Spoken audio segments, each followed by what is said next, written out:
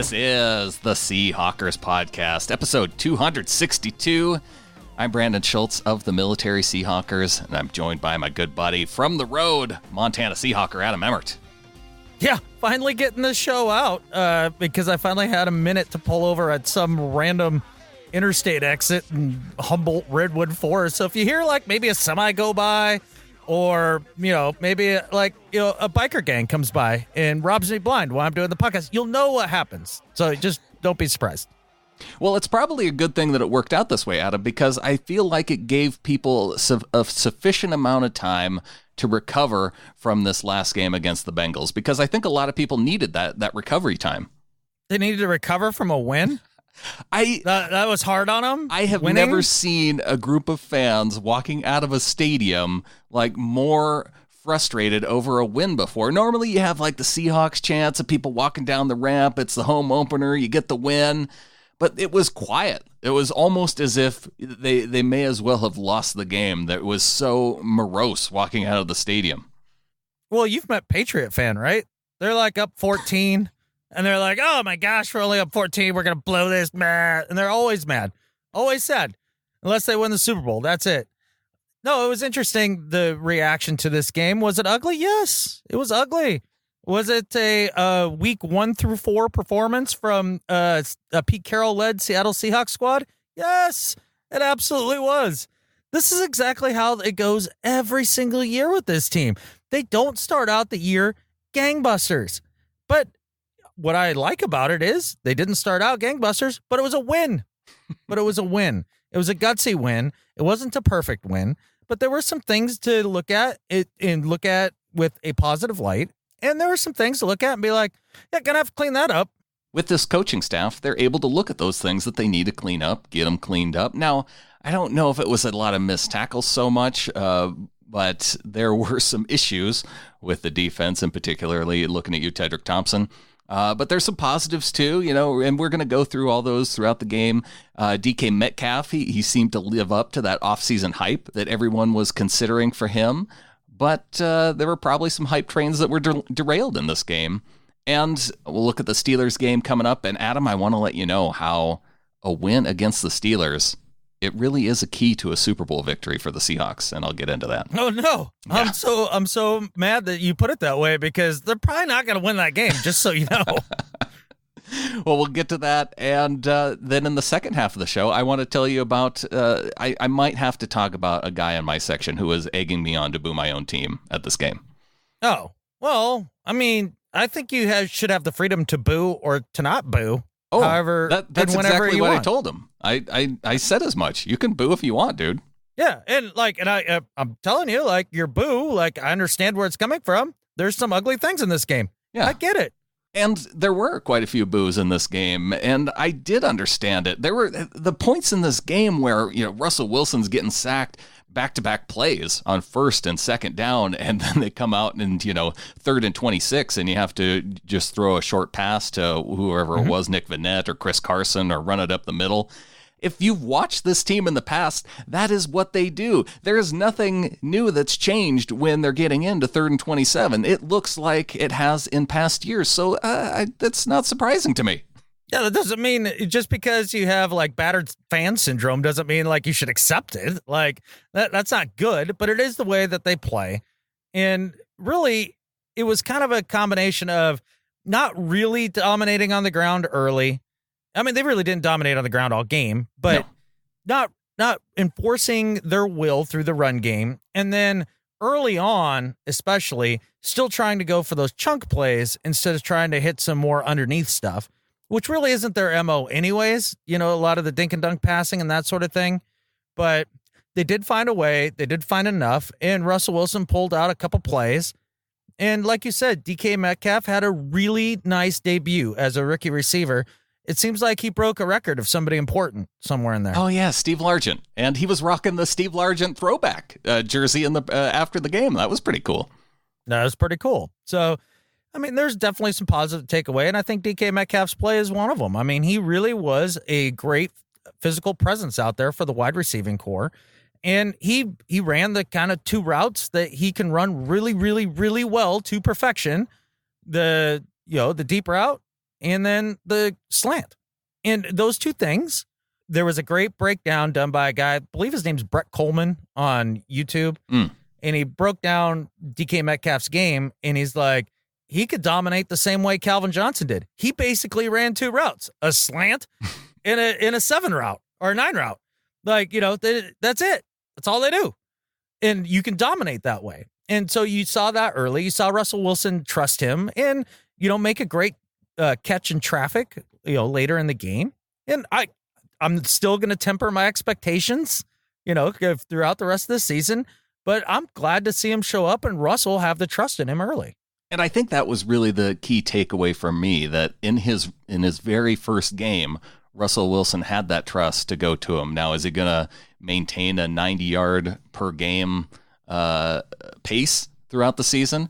Probably not. Chris Carson's probably not going to maintain a 6-catch, 2-touchdown performance throughout the season either, although that would be pretty sweet. I think the 6-catch part of that is probably pretty sustainable. Maybe that was not one thing. 6 catches, though. I mean, that's like almost 100 catches in a year. Look, I was really, really excited to watch a play run by the Seahawks that I've maybe seen run 10 times during Russell Wilson's tenure as quarterback. And that was the screenplay. And guess what? If Chris wasn't dropping it, he only dropped one. Yeah. They were all pretty positive plays. Yeah. Like that really worked. Me and Clinton Bonner, we've been screaming for the screen for years. I think we all have. Yeah. Joel just even passes out to the running back. I feel like we've been talking about that for a while and wondering if Russell Wilson can even do it. Well, he can do it, but it's never been a strength of his. No. I mean, let's not sugarcoat it. But one of the ways that he's obviously worked on his game to get better this year is to get better at throwing that pass. It looked good, and the Seahawks got a touchdown out of one of them to Chris Carson, where he just gets the ball over the goal line, and it may have been overturned if they had cameras in that area that were better, but there were a couple interesting calls in this game in terms of reviews, whether it was that particular review, whether it was the end of the game where Andy Dalton fumbled the ball forward, or whether or not, Pete Carroll challenging the pass interference call on Tre Flowers, which I think we all knew that wasn't going to get overturned, but I think it had an impact. I think it got the crowd into the game with the ball down on the goal line. I think it got the team fired up because they were calling for Pete to throw the challenge flag in that particular situation. Most of the time they don't call pass interference on Tre Flowers in that situation, but it's at the same time, there was enough contact there where the officials aren't going to pick it up. Right. And I think Pete took a calculated risk there in the sense of, okay, it's early in the year. I'm going to try challenging this. I just want to see where the line is. Mm-hmm. And the problem with it for me is like, odds are the way that it's been described, I don't see that as being overturned right there. No. And so now you're just giving up a timeout and a tight game going down the stretch. And that was kind of alarming. But that's Pete's mentality a little bit. It's that go for it mentality. I understand where he's coming from. I'm not sure if that was the time for it, but he did it. It was fine. Yeah, they weren't going to call that back on Tre Flowers, who had a pretty rough game overall. They went at him pretty hard.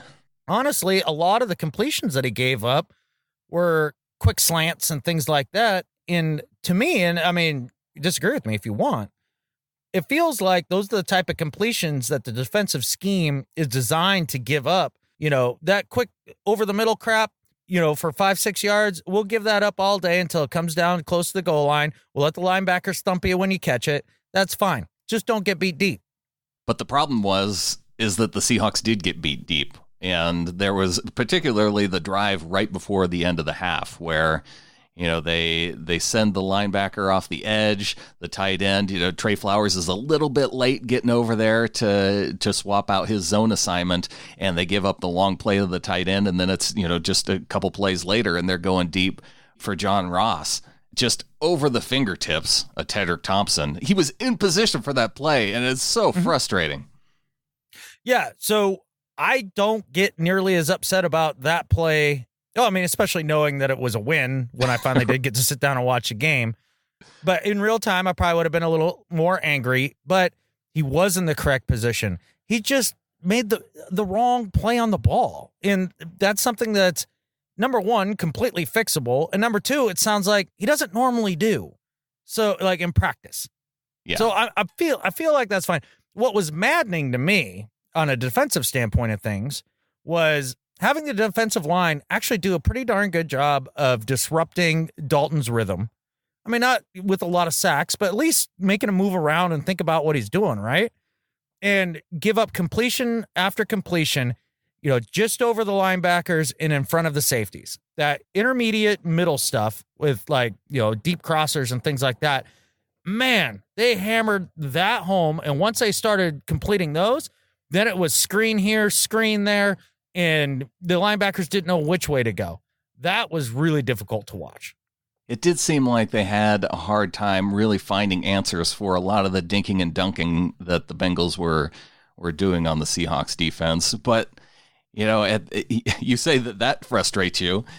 Then I look at the amount of points they scored, especially after the half, only allowing 3 points. And you go, that's a Pete Carroll defense, and I will take that. If they're getting turnovers, if you had a performance that really surprised me in a pleasant way was Quentin Jefferson, his 2 sacks. You had Al Woods, who had the fumble recovery when Andy Dalton cragged the pass right out of his hand and into the hands of Al Woods. That was fun. So there were kind of overall, and then you had Jadeveon Clowney, who had a batted pass. He had a holding call that I thought was impactful early on, where he was held by the tight end, and he chased Dalton down going out of bounds at one point in the game too, that led to a field goal. Jadeveon.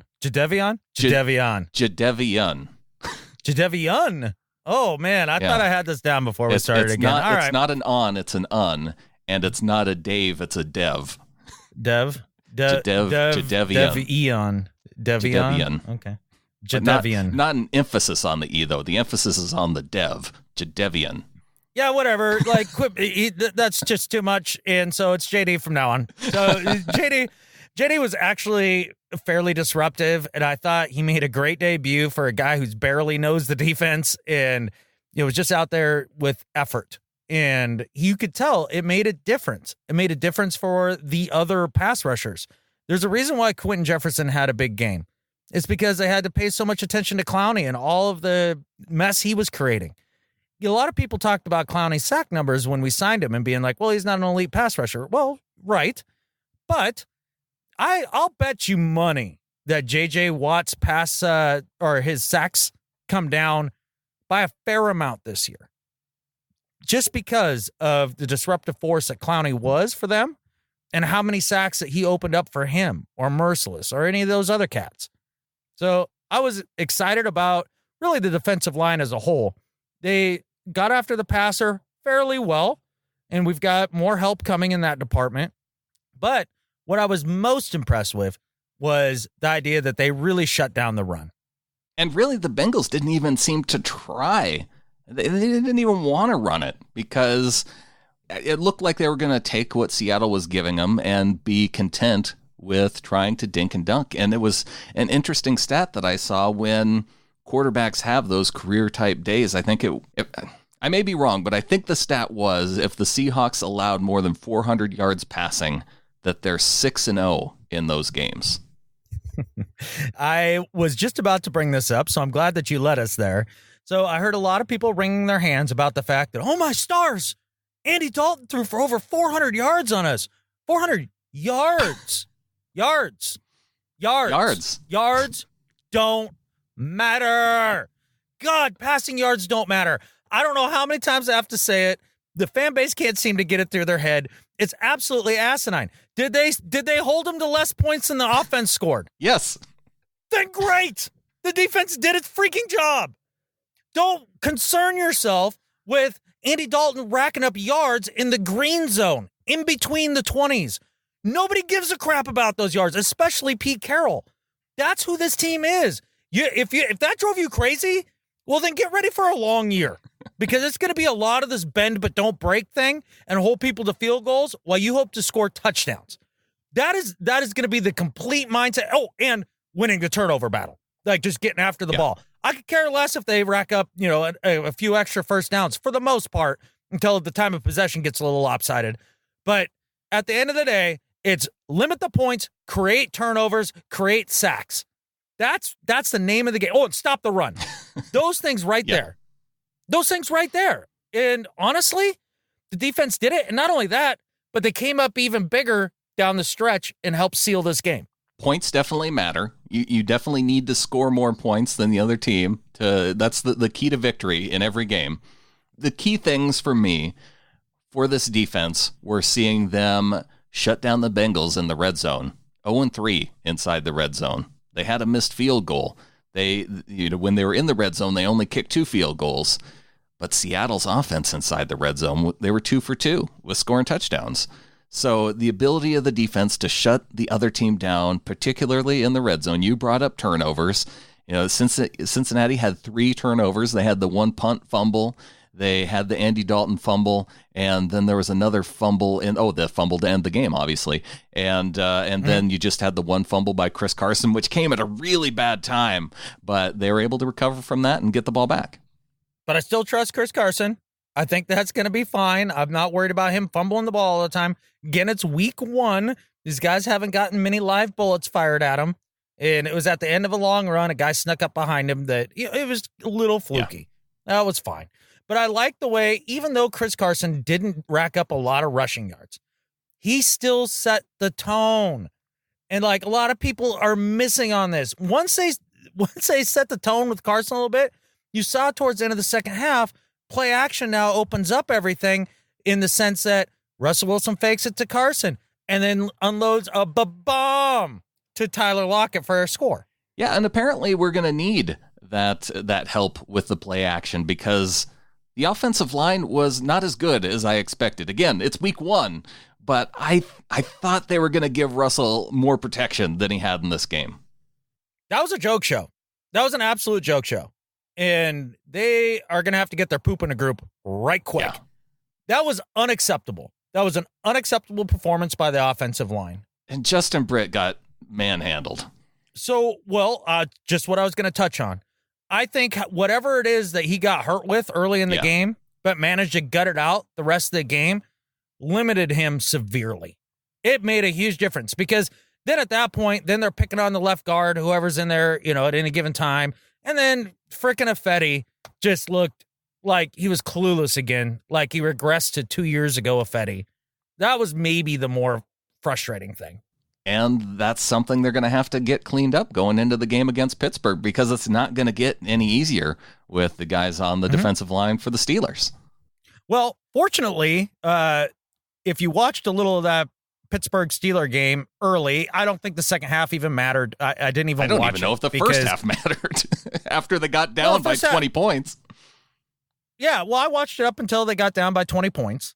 And then it was like, okay, then it's just Steelers playing catch-up ball. It's not going to be their MO, the way they're going to try to play football for the rest of the year. It's not even worth watching for me, trying to figure out what they're going to do when we come to town to Pittsburgh.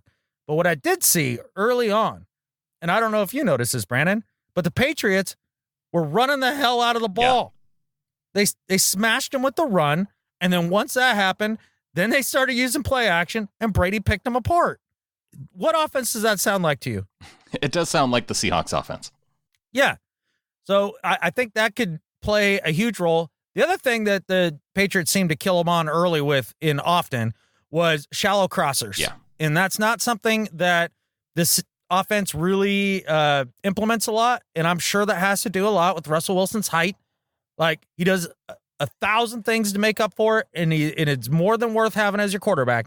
But that is the one area where he's probably not going to be able to exploit the same way that Brady does. Correct. Yeah. And whether it's his height, whether it's his comfortability, it might be Pete Carroll's comfortability with it too. I don't, it's probably his height though.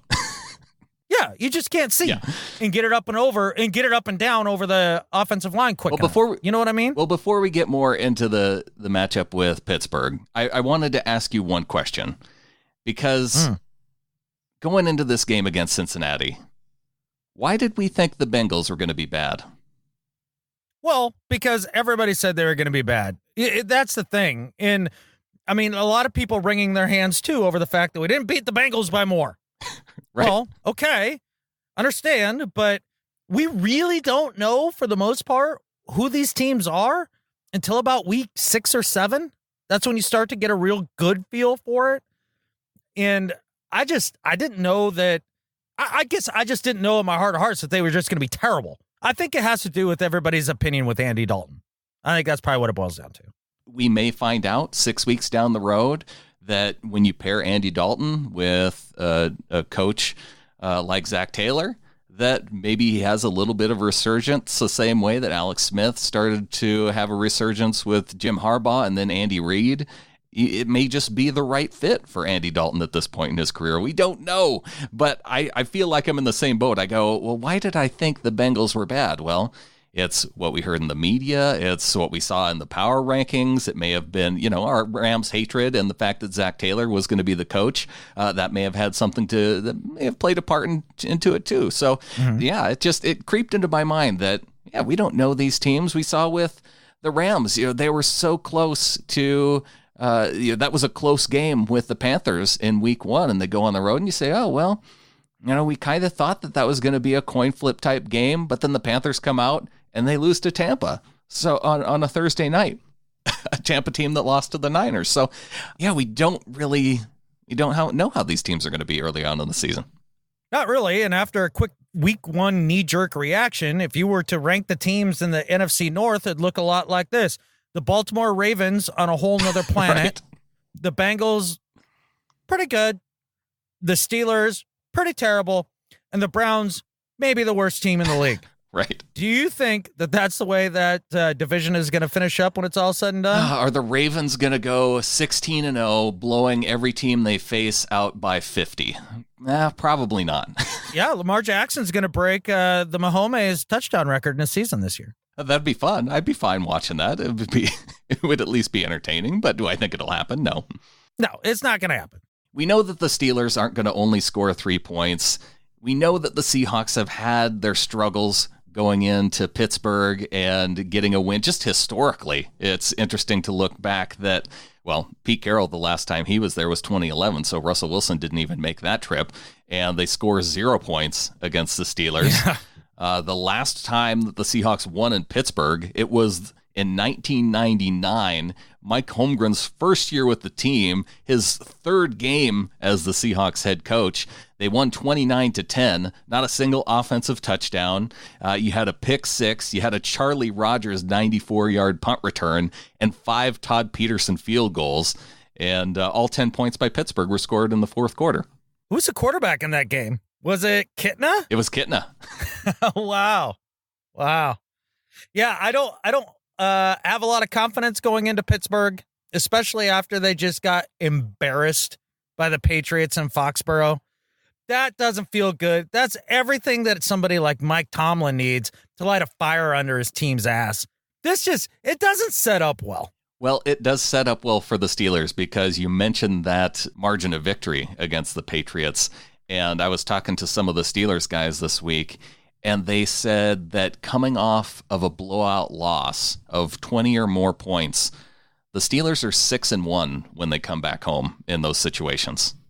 So yeah, that seems like a true fact. And the one thing that you did notice, though, a little bit with the Steelers early, you got to shut down the run with them. You can tell that with Big Ben getting to the twilight of his career, even though he probably doesn't think so, that they're really going to make a concerted effort to run the hell out of the ball, James Conner.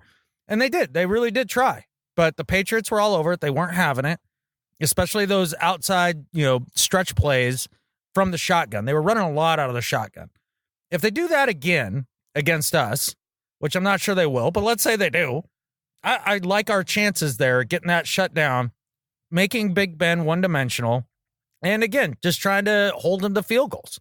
They do need to stop the run, and that was one of the things I think we can at least look at and say, well, they were able to do it with the Bengals in a sense, though I feel like the Bengals never really even tried that hard to run. The number of attempts, I think it was maybe 14 attempts overall in the game, and right from the start, they were throwing it. So I think that if I were the Steelers, that's probably the strategy that I would go ahead and start out with, especially at home, try and get an early lead and work it that way if I'm the Steelers. But, I'm also, I do have my concerns about the Seahawks. And I mentioned that how a Steelers win is for the Seahawks is a key to a Super Bowl victory. The Seahawks in September going on the road are 1-10 outside of 2013. The only time that they won 2 games on the road in September was their Super Bowl season. So they need the win against Pittsburgh, and then they need the other win on the road against Arizona again in a couple weeks. So we need those 2 wins and to pretty much lock in our Super Bowl hopes. But 1-10 on the road in September outside of 2013 with Russell Wilson. That was a surprising stat for me to pull up. They never play well early, and they never play especially well on the road early. Like they're terrible. Like it's just how it's always been. But a lot of those I can recall being in very warm weather places like Carolina, Miami, San Diego, places like that. Fortunately, it should be a decent enough day in Pittsburgh to where not every dude is cramping up by halftime. Well, a couple of those were in Green Bay, but you're right. I forgot. Don't worry about those. They were heat waves in Green Bay that year. Last year against the Bears. Don't look it up. There was that one. Yeah, well, that was it. Probably global warming. It was extra warm in Chicago. Extra warm in Chicago for September, for what Russell Wilson really likes in terms of his September weather. Don't burst my little theory here. Well, see, Arizona, the win was in a dome, so that makes a lot of sense last year where they went 1-2, and the one win being in Arizona. Right. Yeah, that's the one win that they've had inside September. Outside of 2013 was that game in Arizona just last year. The other thing about these September games is that the Seahawks generally play a team close on the road in September. Of those 10 losses, 7 of them were within 7 points. 2 of them were 3 points or less, but the other 5 were in that 4 to 7 point range within one score, and then the other 3 were 10 or less points. That speaks to the entire way that the Seahawks have played under Russell Wilson. Like they rarely get blown out. Rarely. But let's say they do get blown out in this game. I don't care. I care, but like I'm not going to have a freak out about it. Like, and they could even look bad doing it. I'm not going to have a freak out about this team until like week 9 if they're not starting to look like they're putting it together. You mean if they don't win while you're in the stadium in week 3, that's not going to be enough for you to freak out? Well, it's not even going to be an option because they don't lose when I'm in the stadium, so I'm putting that one out of my mind. That's not already even in a win. Consideration. I gotcha. Right. But how many slow starts have we seen this team get off to? Oh my gosh. That was my problem with the people that were watching the Bengals game and freaking out about it. Like, you've watched this team before. You are a fan of this team, right? You know that this is what they do. Yeah. Like, are we shocked here? I was not shocked. Can you still be disappointed? Yes, still be disappointed. That's okay. But just don't act like the sky is falling. It could be a big day for the Steelers. Juju Smith-Schuster working out of the slot. You had Ugo Amadi playing inside the slot. He got hurt in this last game against the Bengals. They re-signed Jamar Taylor to bring him back. He had his struggles in the preseason. It could be a rough day for Jamar Taylor and the Seahawks secondary. It might. Kendrick Thompson may not play in this game, so I'm curious to see if we see Lano Hill or Marquise Blair. Is T2 hurt? Apparently he's hurt. He's listed as doubtful on the injury report. Oh. Okay, I didn't know. Poona Ford's listed as doubtful on the injury report. Yeah, I kind of heard that calf strain wasn't great. But the good news is that Ziggy Ansah, he was practicing this week. LJ Collier practicing this week. So, and then you have another week of Clowney getting the playbook under his belt. So while Poona Ford's out, you could see some good things from the edges for the Seahawks. Oh, absolutely. I mean, there's a total, possibility of that. We could see Quentin Jefferson string together a couple of games. You could see, another guy, unsung guy like Brandon Jackson or somebody put together a game up the middle that you didn't see coming. I mean, I really don't worry about the defensive line all that much short of health. And otherwise, I like the personnel. After the Clowney trade, I look at that defensive line and I go, hey, when all these guys are healthy and not suspended, This is a hell of a defensive line. Right. Yeah, speaking of guys that were suspended, Clowney took Jaron Reed's number while he was suspended. Yeah, if you're not going to use it for the first 6 games, why don't I give you a little money and just to let you get by, and I'll take the number off your hands for the season. There you go. See? I do feel bad for any of those people that initially thought that Clowney was going to be 91 and went ahead and ordered a custom jersey, though. Yeah, just don't do that. Maybe wait to see.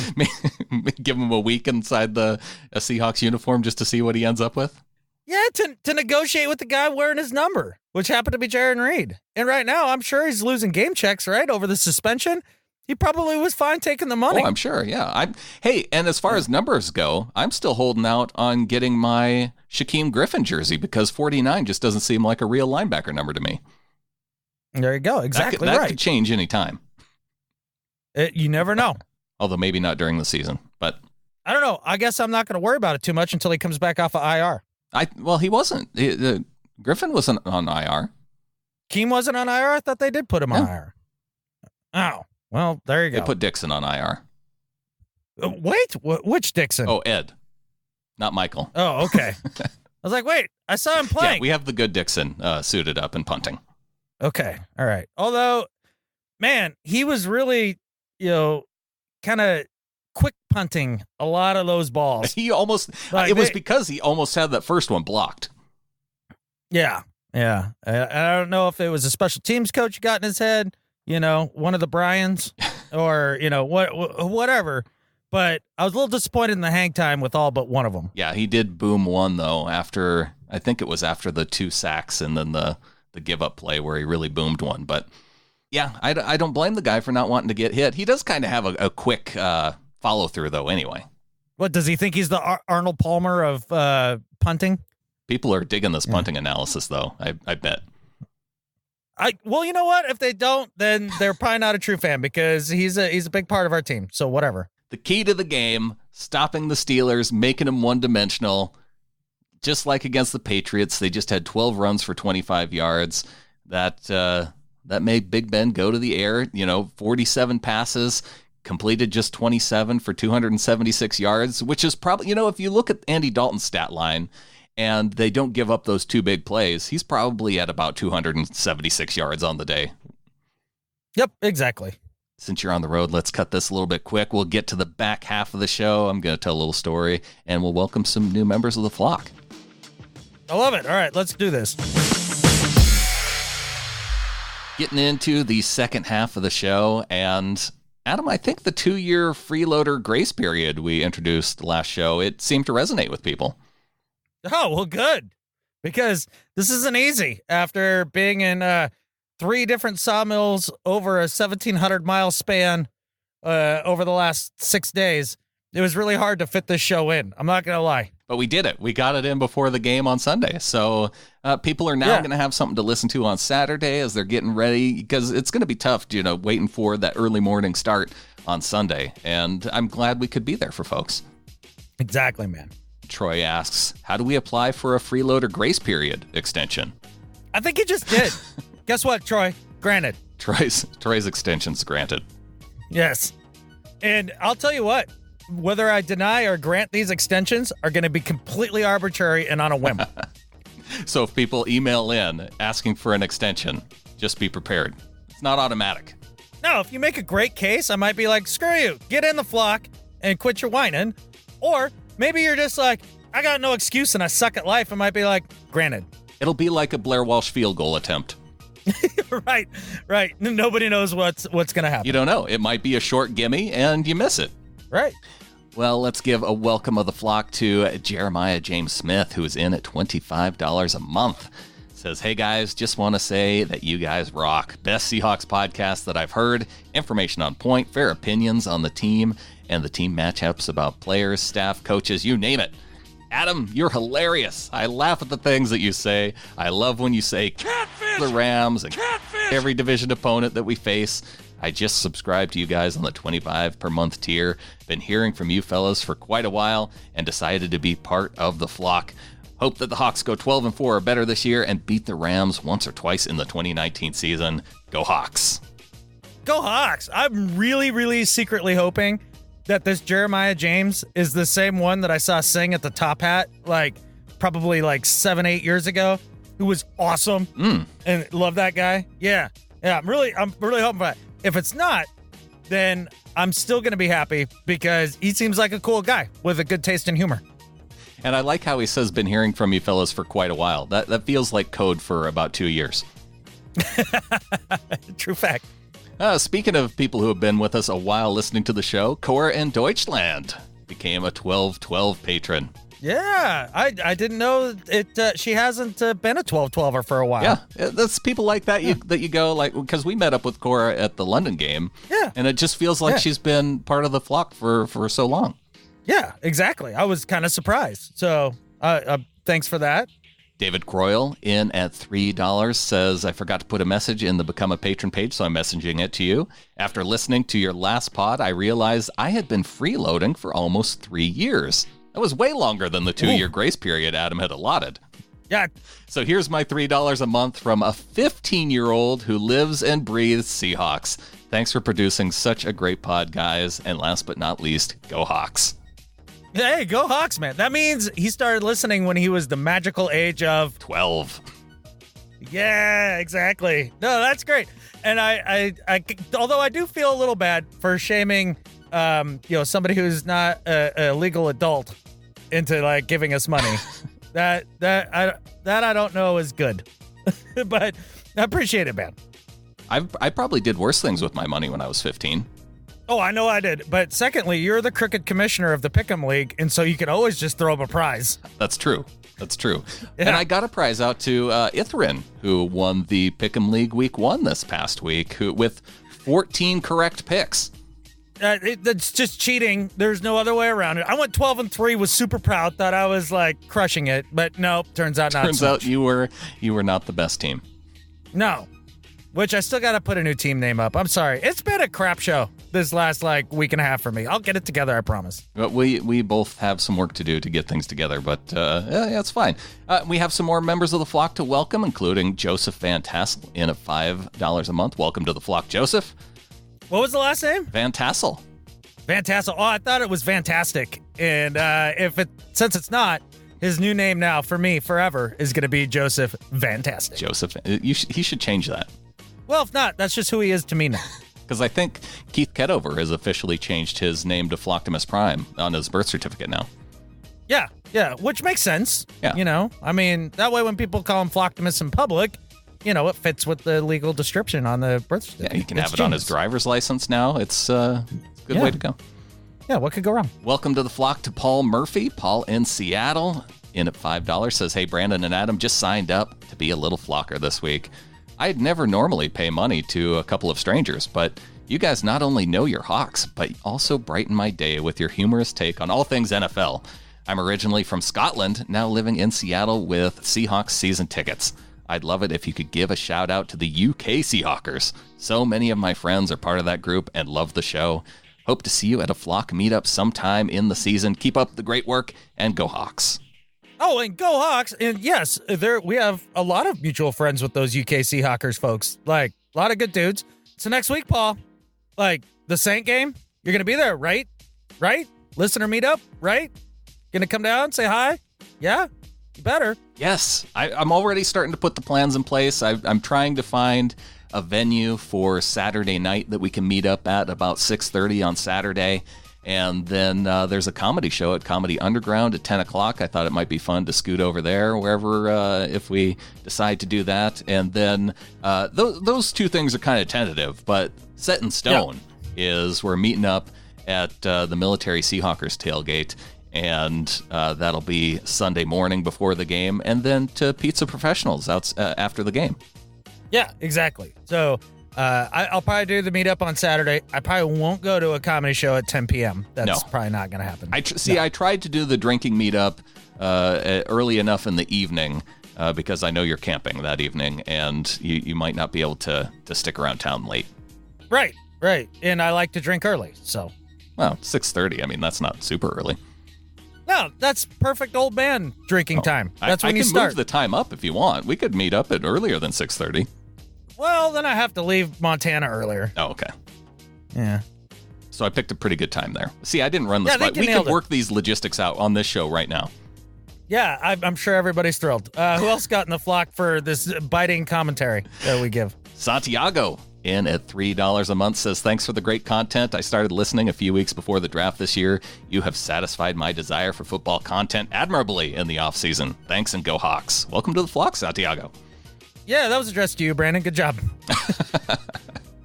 Stuart Suddeth in at $3 a month. Stuart, welcome to the flock. Oh, yeah, man. But I have a problem with this one. I mean, we have our buddy Jared Tim, and I just don't trust people with two first names. No? Just don't. Okay. No. Mark Gretzinger, he's in, $3. Welcome to the flock, Mark.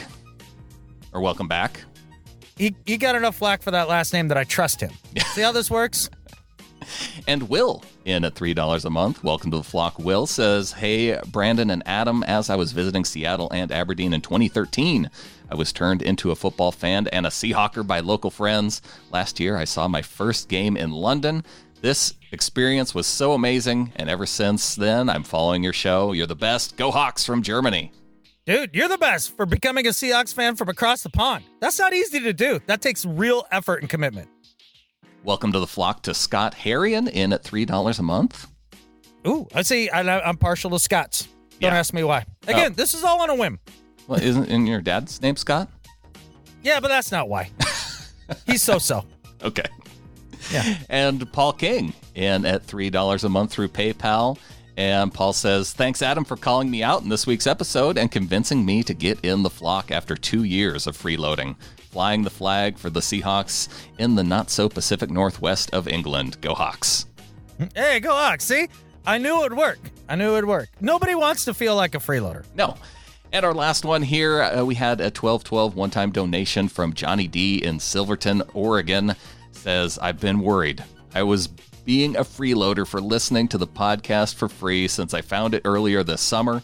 After some revelations from the episode this week, I was relieved to find out I was well under the 2-year period, as that might be fine for some, since finding your podcast while searching for a way to get through the NFL vacation time, I am striving every day to do better at life than Skip.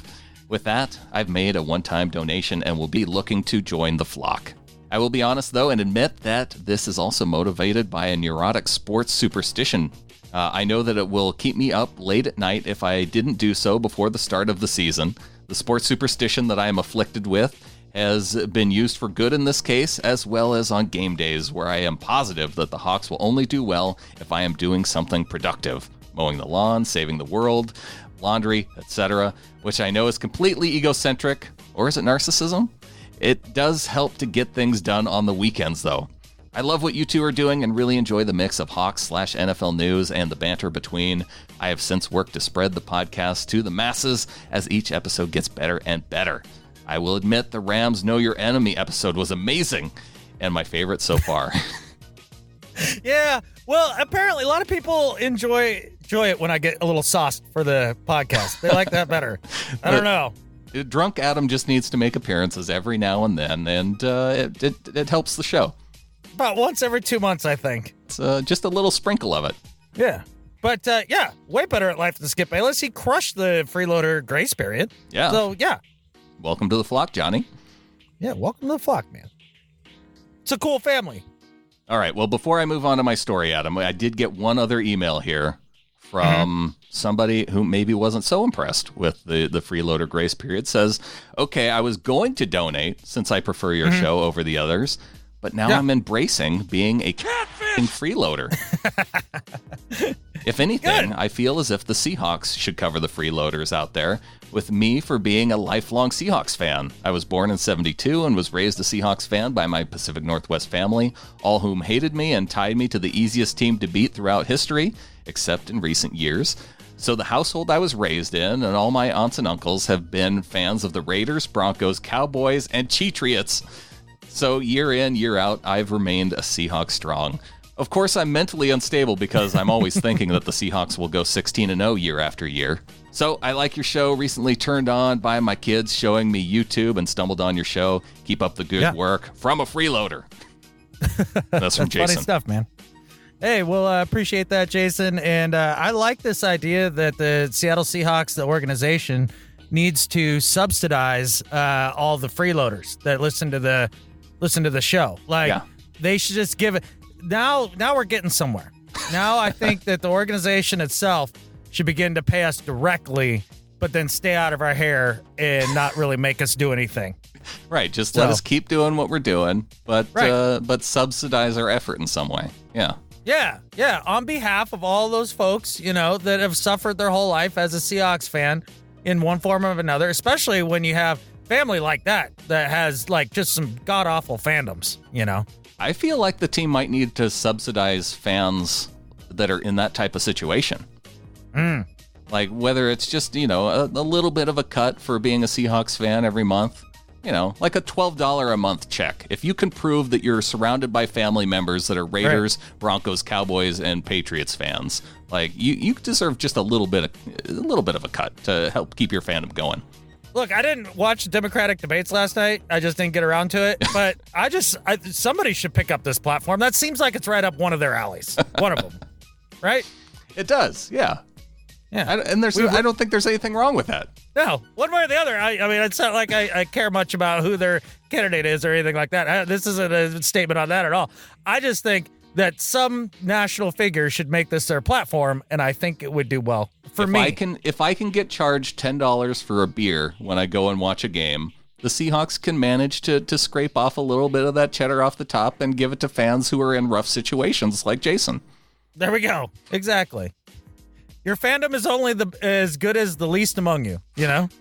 All right. So I was at the game this weekend. Yeah. This past weekend for the Bengals. And I mentioned the guy who was booing the team. Fine. It was fine. But he reaches over, slaps me in the arm, and he goes, "Come on. You got to join in on this. And he was pretty sauced at this point in the second half. It was in the second half. Well, Seahawks make daddy drink.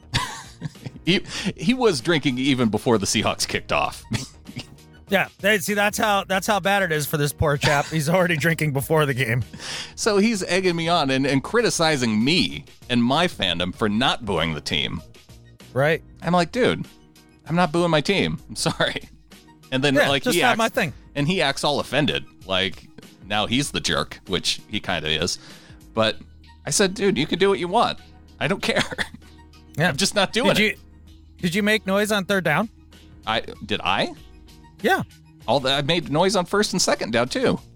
Okay, then you did your job as a 12. He can sod off. Okay, good. Yeah. And you know what? He's who was right in the end? Me, because the team pulled out the win. Yeah, exactly. How dare he doubt the Seahawks right there? Oh, he was doubting them hard. He thought the game was over.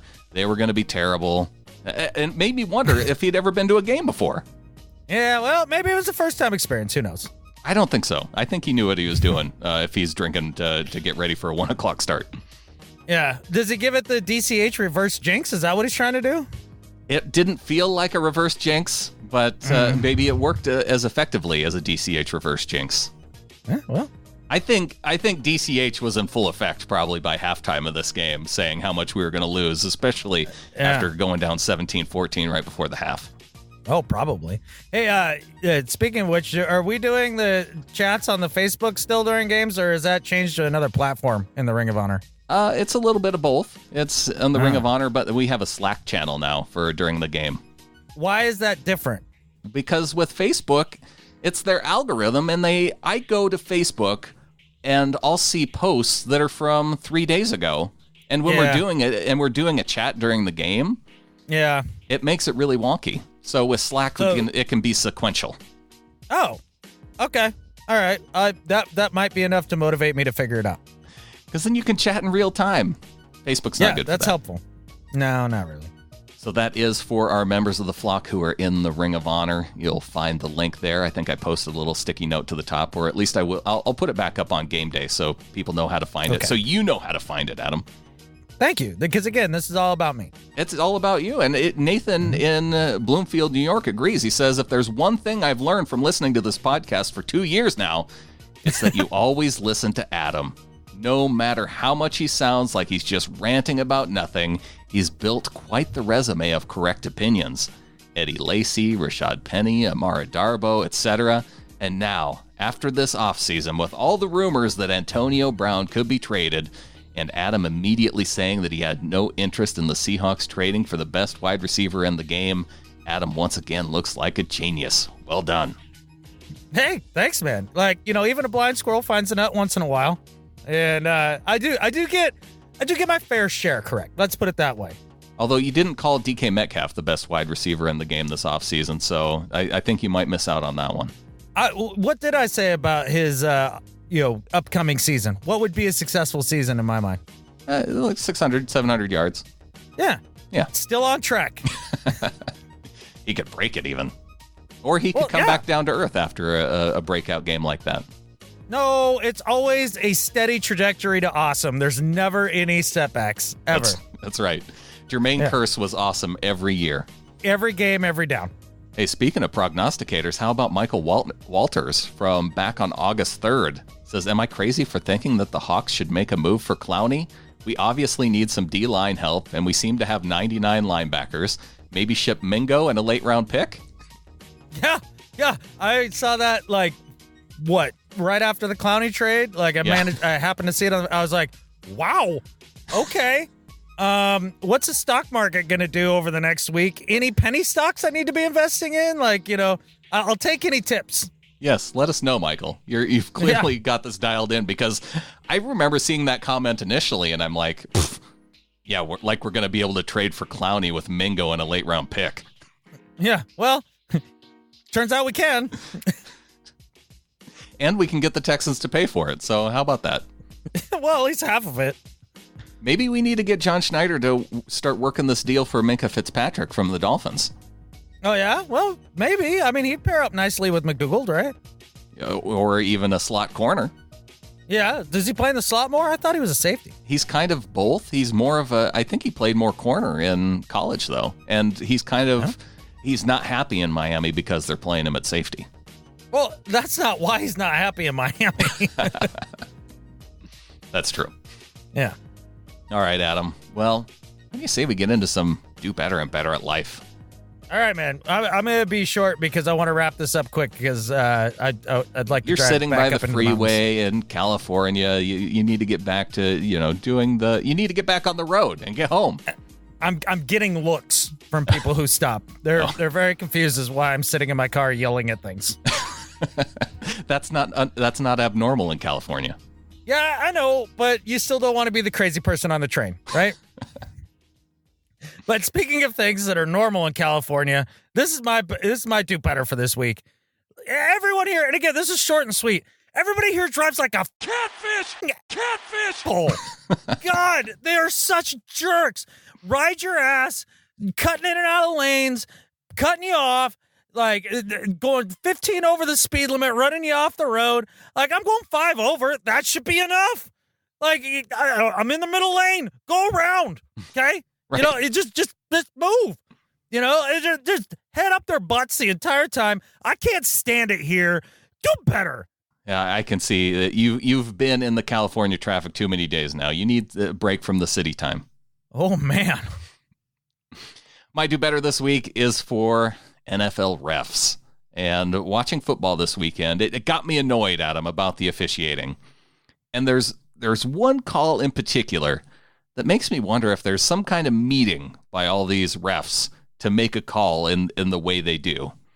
And that's if you've ever watched the pass interference calls, when officials are calling pass interference, whenever it's on the defense, it's like pass interference, defense, number 25. And it's that same kind of monotone. They're not really demonstrative about it. Now, when it's offensive pass interference, it's a totally different situation. It always sounds like this: pass interference, offense, number 18. They let it hang for just a second before they call it on the offense because they know you're expecting defense, and they emphasize it in a degree that makes me think they're playing this up intentionally. And for that, NFL refs do better. Okay, so they don't get a lot of moments to shine, let's say, but you are 100% right. They revel in calling offensive pass interference. Just like you said, pass interference, Offense. See what I did there? Totally tripped you up. You thought I was calling defense. Catfish. It's on the offense. Eat it. Yeah. Like, that's what they basically do that every time. They do. That's what it feels like in my heart when they make the pause and they emphasize it that way. No, it's funny. That's a true fact. I mean, I noticed it, but I hadn't noticed it, if that makes sense. You knew what I was talking about when I said it, though, where I was going. Yeah. Oh, yeah. You instantly, as you start describing, it's like, oh, yeah, they totally do that. They yes. do it. Just watch. Yeah. Everybody, you're not going to be able to watch the game the same now anytime, because it's like when you used to watch the old movies on the reel-to-reels and you could see like the little flash up on the top left before they had to change the roll of film at a movie theater. Right. You can't unsee that once you notice it. Now, it doesn't matter now because everything's digital, but now people aren't going to be able to unhear the inflection point of the pass interference on offense. Yeah, it's going to be a lot like watching a game with Chris Collinsworth, calling it. Once you start like hearing the Chris Collinsworth chortles, like every time like a big play happens, you know, he just does that every time. You can't unhear him anymore. I've never picked up on that, and now I'm a little bit concerned. The Collinsworth chortles? Oh my God. Yeah. Every big play. It's like he's impressed and surprised all at the same time. Like, you know, back breaks a tackle. Oh, something he does. You're welcome, America. You're welcome. All right, my better life than Skip Bayless this week is for a business owner of a business near where I was working, and a story that was told to me about him. And I just thought it was cool. Good boss, treats all of his employees really, really well. Everybody that works there has been there for like 20 years, right? Or more, 15, 20 years. And so I ended up, we had some time to kill. I ended up chatting with these guys at the business next door, and, they start telling me a little bit about their boss. I was like, oh, that's cool and everything. Oh, great guy to work for. Great guy. And it's like, oh, really? He's like, yeah. Like 15 years ago, he called everybody into his office who had come to the country, quote, illegally, and was working for him. Ordinarily, when somebody does that, that turns into a pretty sad ending. Yeah. You know what he does? He actually brings them all in the office and he says, we're going down to my lawyer's office and we're going to get you started on all the paperwork to get you into this country legally and your families, and it's on me. Oh, sweet. And I thought that was super cool because instead of waiting for our politicians to finally do something about immigration, because none of them are going to do anything about anything. Yeah. That's what they do. Yeah. Like, he decided to do something about it personally to the biggest amount of his abilities. And I thought that was really cool. Showed a big heart. So that guy who will remain nameless in his business will remain nameless because I don't have his permission to tell that story. Better at life than Skip Bayless. I can't imagine it's an easy process to go through. And it's hard. Yeah. Paperwork, government, I don't know. Hey, I'm still working on trying to fill out my taxes after this extension that I had. And I think they're supposed to be due here this weekend. So I know paperwork can be tough. Yes, it can. Yes, it can. All right. My better at life this week is for John Schneider of the Seattle Seahawks. And I have to define that because John Schneider of the, it's also the guy from Dukes of Hazzard. I don't know if you know that. No, I did not know that. Duke. I should know that. Yeah, Bo Duke, John Schneider. And apparently they met up in this offseason. It has nothing to do with my better at life. That just popped into my head. But random trivia now. Just fun fact. Yeah, fun fact. Yeah. But for the first game against the Bengals, I found out from Bob Condotta of the Seattle Times, he did an article about how the Seahawks have now become the latest team to offer a sensory room. So for fans who are autistic or have PTSD, who go to a game and you get kind of overwhelmed by the noises, they now have a room that you can go to that has things like fidget spinners, headphones to help drown out the noise. And so I just know that being in the military, that I've run into military members who say, I would love to go to a game, but I can't do it just because they're, with the fireworks and the loud noises. I can't handle that for 3 hours straight. No. So this now gives people that are in that type of situation a place where they can go and get away from it and have a quiet room until they're good again. and can come back out and enjoy the game. So, and I guess they have TVs down there so you can keep watching the game. And it's a cool idea. I guess other teams have thought about this as well. And obviously with John Schneider having his oldest son, Ben, who is diagnosed with autism, it makes a ton of sense.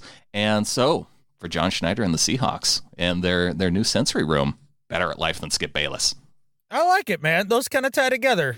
People taking what influence that they have and just trying to make the world better, however it is that they can, and not worrying about everybody else. Love it. See, we closed the show. It's almost like we planned this.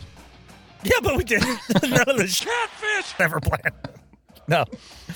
And I think with that, there's only one thing left to say. Go Hawks. Go Hawks.